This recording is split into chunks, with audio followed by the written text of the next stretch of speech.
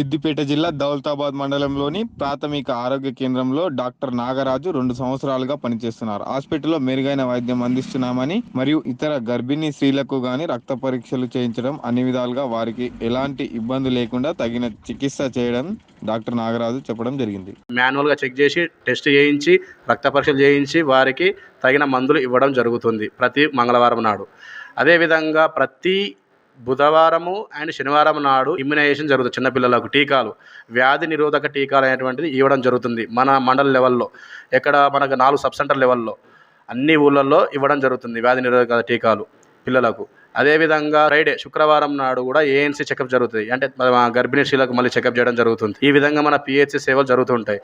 అదేవిధంగా ఫ్రైడే రోజు Friday dry day అనేటువంటిది మనము నిర్వహించుకోవడం జరుగుతుంది. ప్రతి ఫ్రైడే రోజు మన ఇంటి చుట్టూ ఉన్న పరిసర ప్రాంతాలలో మనము నిల్వ ఉన్న నీటిని కానీ, మురికి కాలువలలో నీరు కానీ, చిప్పలలో ఉన్న వాటర్ కానీ, మరి పాడైపోయిన టైర్లలో ఉంటే వాటర్ వాటిని దొర్లించేసి ఈ విధంగా దోమలు పెరగకుండా వాటి జాగ్రత్తలు అనేటువంటివి తీసుకోవడం జరుగుతుంది. డెంగ్యూ వ్యాధి కానీ మరి వైరస్ డిసీజులు రాకుండా కాపాడుకోవడానికి మనకు ఫ్రైడే డ్రై డే అనేటువంటిది దోహదపడుతుంది.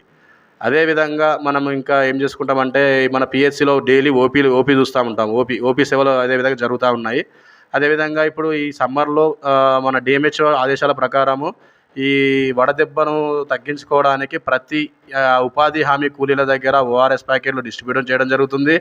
ప్రతి ఉపాధి హామీ పథకాల దగ్గర మరియు మా పిహెచ్సిలో కూడా ఈ ఓఆర్ఎస్ ప్యాకెట్ అనేటువంటి ఉంచుకోవడం జరిగింది. స్టాక్ కూడా బఫర్ స్టాక్. ఇప్పుడు మరి రానున్న ఈ 1 మంత్ తర్వాత మనకు వచ్చే వర్షాకాలం కూడా స్టార్ట్ అవుతుంది కాబట్టి సీజనల్ డిసీజ్ గురించి కూడా అవేర్నెస్ కల్పించడం జరుగుతుంది.